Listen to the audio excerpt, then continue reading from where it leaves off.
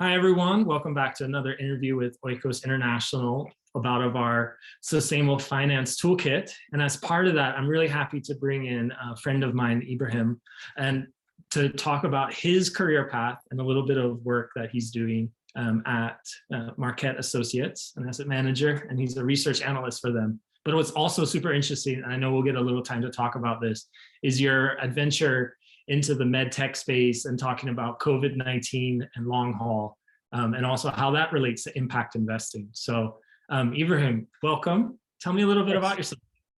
Yeah, so I guess it's good to be here, guys. I have two roles, and I'll clarify a few things for Stephen. Marquette Associates, we're not an asset allocator per se. We're an investment consultant, meaning on behalf of like institutional investors, pensions, endowments, healthcare systems, union plans, corporate plans, and so on, we invest on behalf of that. So when we think about impact investing, on one side, you have the company, then you have the fund that the company will raise money from, whether that's a Sequoia or Y Combinator or a Nature Conservancy. But then how do those funds get funded? They go to institutional investors, right? And so Marquette Associates sits at that very high level. We're investing, we're making recommendations, less so investing. We don't have that oversight per se. We're just giving advice to large institutions who take us on retainer and decide their allocations. So I play at the very high level of helping these VCs, private equity funds, public fund managers raise capital. That's one role. I'm the ESG research analyst.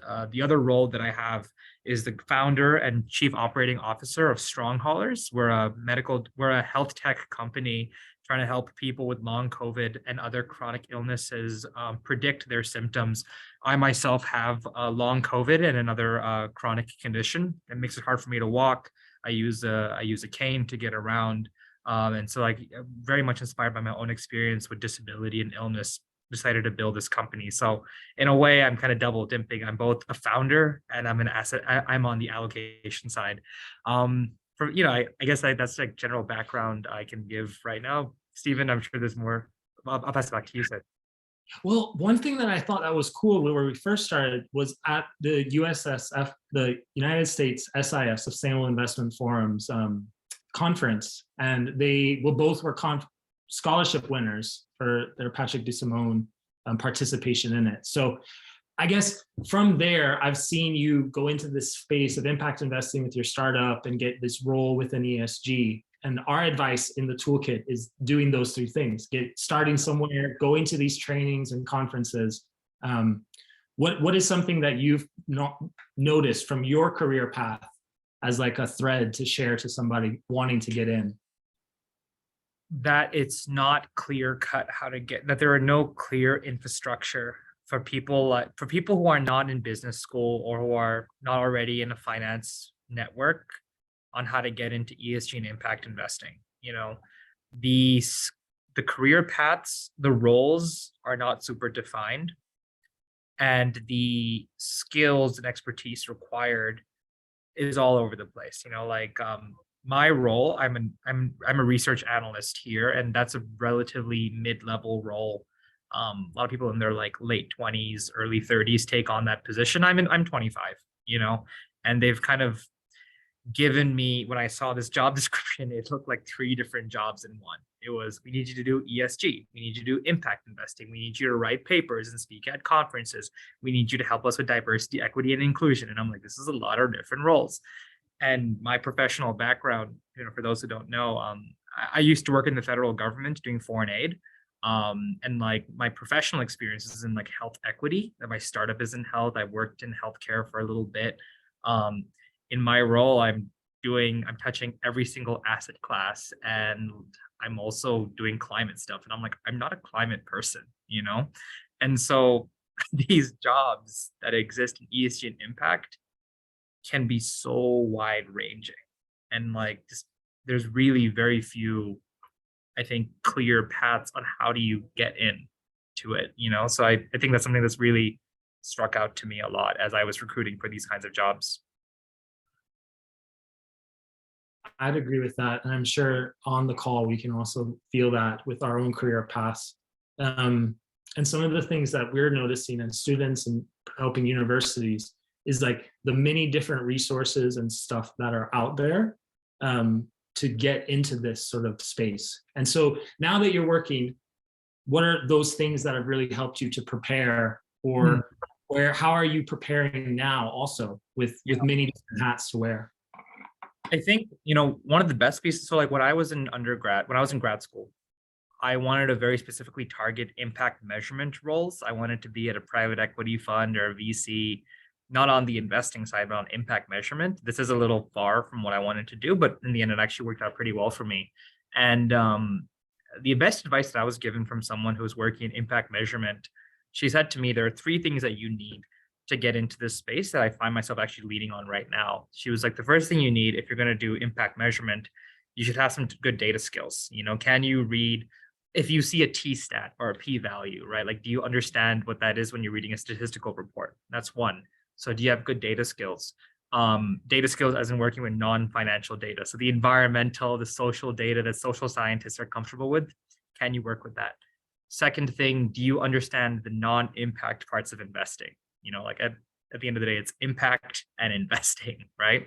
That was something that I'm a bit weak on, but I took some courses in it during grad school. And then the third piece was, do you have the experience of either working at an early stage company or as a founder yourself? Because so much of impact investing, and even just, so much of impact investing is working with startups, So do you understand the startup ecosystem? Do you understand the pressures of being a startup founder or being employee number 10 or 20, right?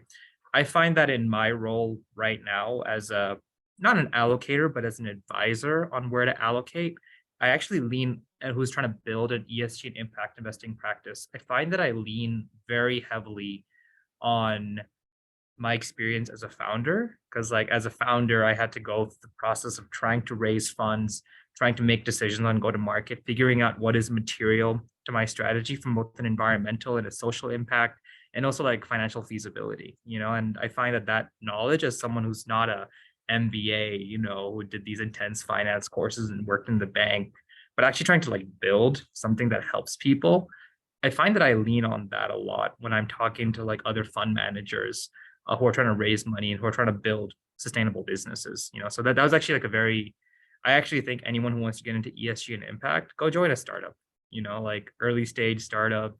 As an intern, I think you will learn a whole lot about the real challenges of like, how do you raise money? What is material to your business? And how do you distinguish between a good idea and like a bad execution? Totally. This is invaluable advice, I think, especially coming from where your career path has gone. And I'd just love to hear like a few bit, and then we'll open it up for questions from everyone. But how has that journey been with your current startup? And how could you relate sort of that journey back to sustainable finance and impact investing? Like what are those things that you're seeing come up within that space? Yeah, so my company, Strong Haulers, we're trying to build a product to help people with long COVID, right?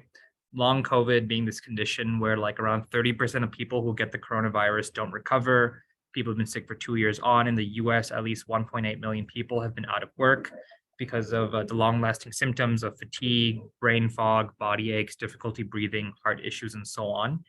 And it's a very niche. It's a disability that's both everywhere and nowhere at the same time. Every time I've pitched publicly, I've pitched on Shark Tank for an audition. I've pitched my company at the Clinton Global Initiative, where I was on a panel alongside Chelsea Clinton because she was really interested in the work that I was doing during UN Climate Week. In every room that I've ever been in where I pitched my company, there's always someone who's like, oh my God, I have long COVID. Why is no one talking about this? I had a congressman come up to me and he was like, hey, I think I have this condition, So I've noticed that as I'm trying to build an emerging, I'm one of, globally, there are around 10 companies in the world that are working on long COVID. I'm one of the first, And so, but at the same time, in being one of the first, when you're pushing the needle on a new problem, there is so much inertia against what you're doing, right?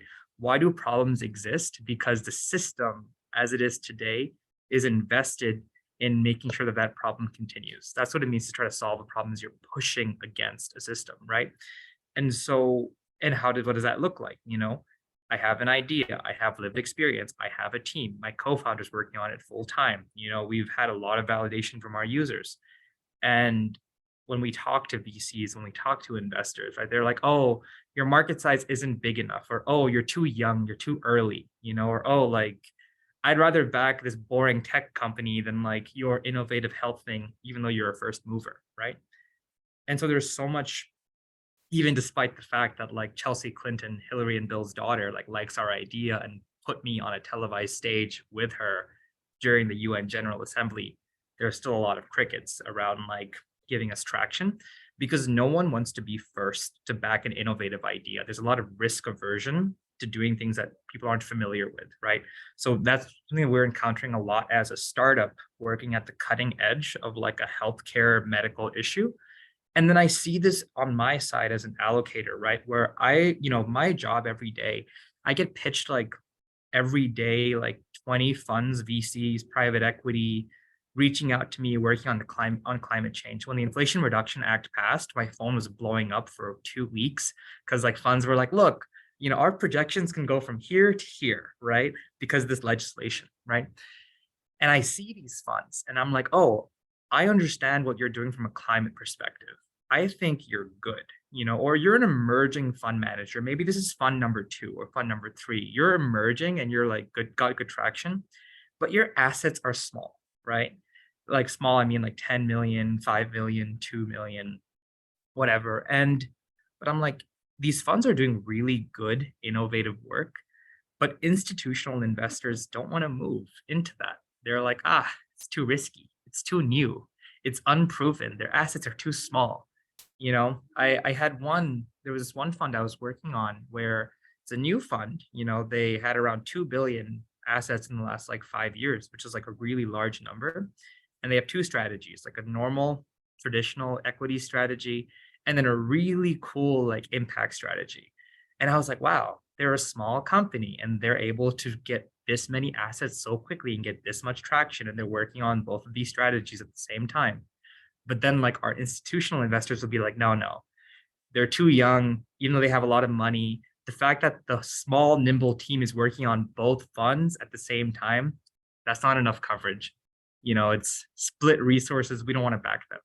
And in my mind, I'm like, as a startup founder, I'm like, no, these guys are scrappy and they're working hard and they're able to deliver comparable results, And so much of my job is like advocating for like strategies and people who I think deserve a shot, right? Because like as a startup founder, I'm like, I want people to give me a shot. And there's just so much inertia against being a first mover, against moving on a cutting edge problem. Everyone wants to invest in boring tech companies and, mutual funds, which have Facebook and Google in the top holdings and blah, blah, blah.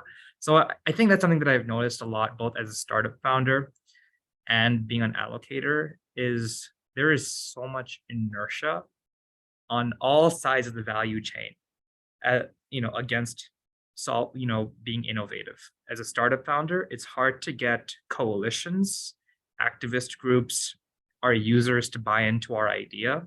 There's a lot of work that needs to be done on that level. Above the startup level, it's hard to get investors to want to back a niche new idea. And then their investors don't want to back the innovative funds because they have really high capital controls, right? And so it has been a really good lesson in learning why good things don't happen. It's kind of hard, I'm not gonna lie.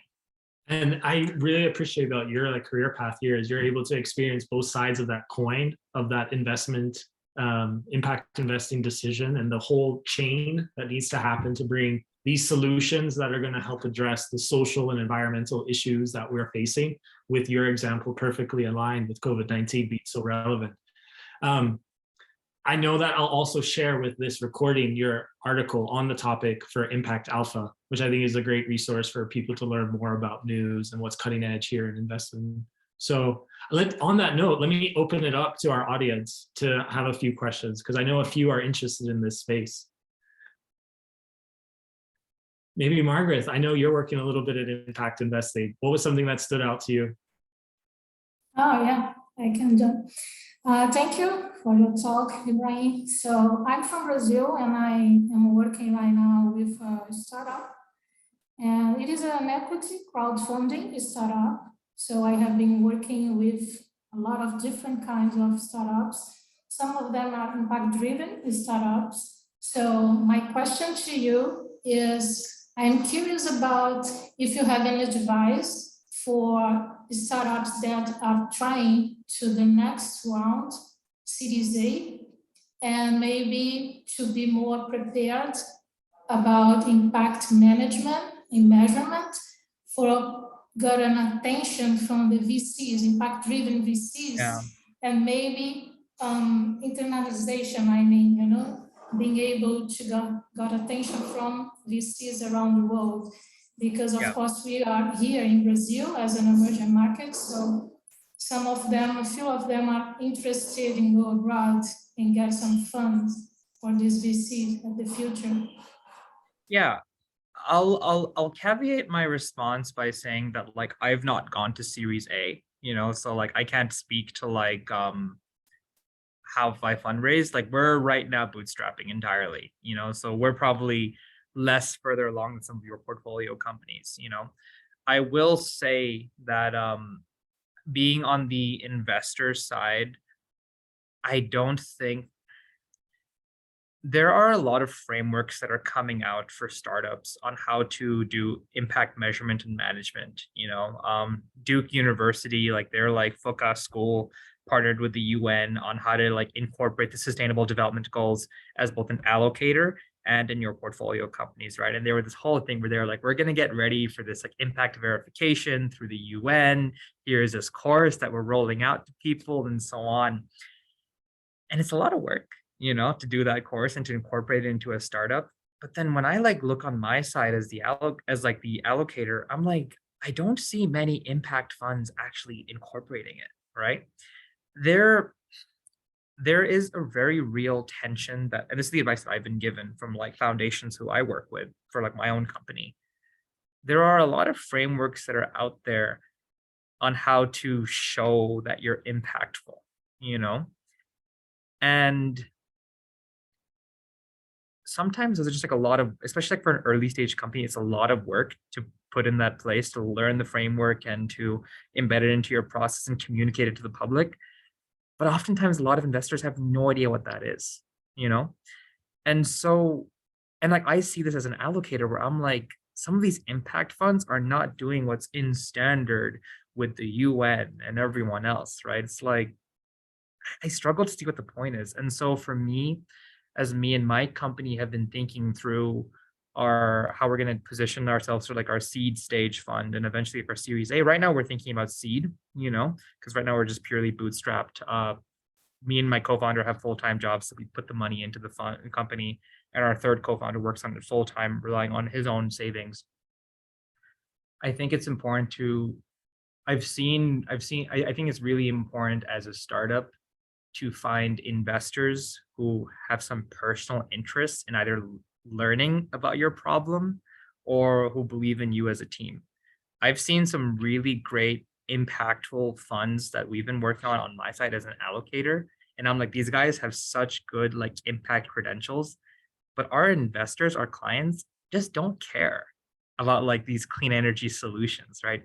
So it doesn't matter that they've been certified by the VC Institute for Diversity, or they've done like Duke's IMM framework and been certified by the UN, or Bluemark has validated them. It just doesn't matter unless there's investor interest, right? So I personally have had to learn that like, as I'm sourcing my potential investors, it's really important to find investors who will look beyond all of these like frameworks per se and like actually believe in the idea. Very valuable. And I'm glad you brought up that. Thank you. Yeah. Thank you, Ibrahim. We'll do one last quick question from Nino and we'll wrap up after that. Hi, thanks for sharing your expertise. So my question is connected to startups, actually, since I'm also working in startup ecosystem in Georgia. So what is core difference between traditional investment, for instance, when you just assess the company to invest, And when it comes to impact measurement, like what is the core difference?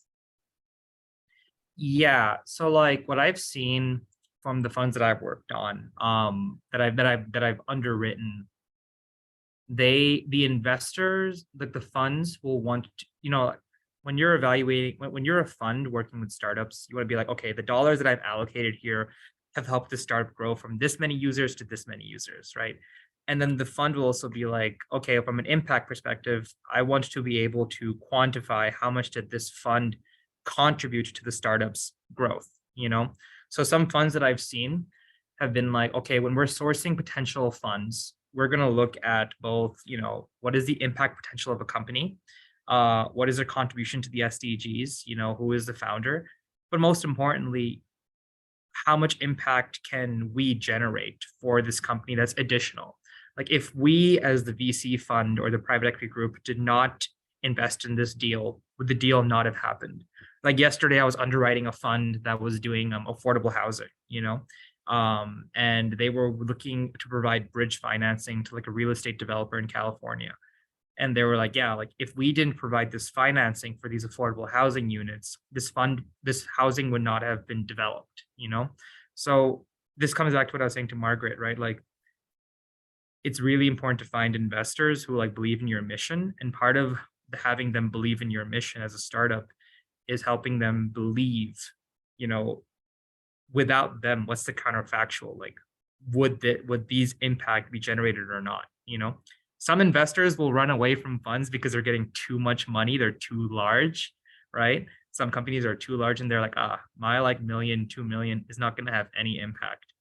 And then others will run away because they're like, oh, this company's too small. My $1 million will have too much impact, So I think from an impact measurement perspective, what I've seen on the allocator side is that it matters, can the investor themselves claim that their $1 resulted in 2 tons of carbon emission reductions or so on. It's all about being able to attribute that additionality, which is really frustrating as a startup founder because I just want money. Like, stop trying to claim my success. So it's really frustrating, like the amount of constraints that investors put on us, but whatever. And I mean, also from that side, it just puts so much work on the reporting process, putting in controls, putting in procedures to do all of that from a startup. When you're like, hey, I got to bootstrap and put something onto market, got to work on my product. You know who had the right idea? Mackenzie Scott had the right idea, where she just gave a bunch of money to startups and private equity and like foundations. And she's like, I'm not going to force you guys to do all of this reporting. Because it's like, when you like put all these onerous requirements on companies that are building, that are at the cutting edge, that are innovative, it's like, it just sucks away the oxygen, right? Or it's biased towards companies that are established or able to do that, right? So it's like you're favoring these incumbents, Whereas she had I think Mackenzie Scott, like Jeff Bezos' former wife, she had the right idea. She just gave people money and she's like, I believe in you. You know how to allocate it. Do the right thing, So I remember, Stephen, back when we were at USCIF, we had this whole debate about like the climate disclosure rule, all these impact measurement frameworks that were coming out in the market.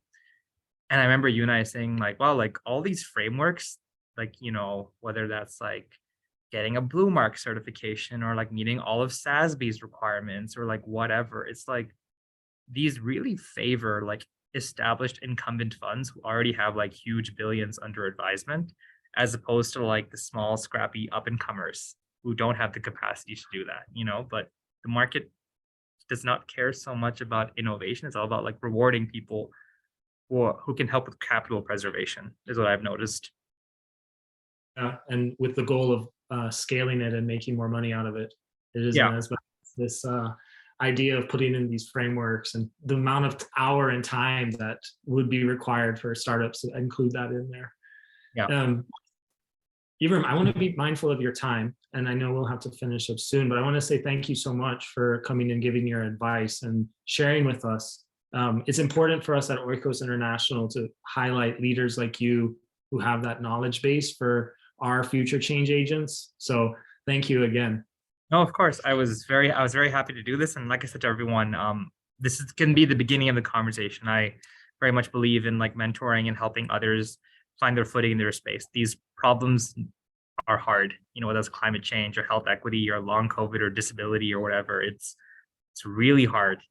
Gia knows this, like in our job over here, like I'm always really frustrated at how much inertia I'm facing every day in advocating. And so how we overcome that inertia is by organizing and finding community amongst one another. So I mean it very seriously. Feel free to reach out to me. I'm here to be a resource. Thank you very much, sir. Thank you very much. Ibrahim. Yeah. Thank you very much for sharing with us. Great, thank you. Have a good All right. day, everyone. Take care, everyone. Every day.